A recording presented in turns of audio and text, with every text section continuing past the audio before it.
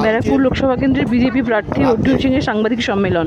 যারা 5 বছর ধরে যাদেরকে এলাকা আউট করে রেখেছে, সুবোধ অধিকারী, কমল অধিকারী, কাঁচরাপাড়া 2 আমাদের পার্টি কর্মী, তারা ভোটের দিন এসে ভোটের দিন এসে পোলিং এজেন্ট হয়েছিল, ভোট করিয়েছিল, ওদের কাউন্টিং এজেন্ট করা হয়েছে।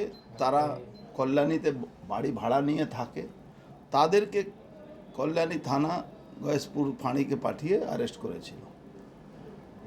আমি বুঝতে পারছি না, একটা লোক 5 বছর ধরে বাড়িতে থাকতে পারছে না, সেই লোকটা কি অপরাধ করলো। তার জন্য আমি টুইট করেছিলাম। আজকে শুনেছি কি জ্ঞান ফিরেছে, বুঝতে পারছে এটা ভুল হচ্ছে, তার জন্য তাদেরকে সকালবেলা বন্ড নিয়ে ছেড়েছে। এই তৃণমূল হলো পুলিশ হলো তৃণমূলের লোক, তৃণমূল হলো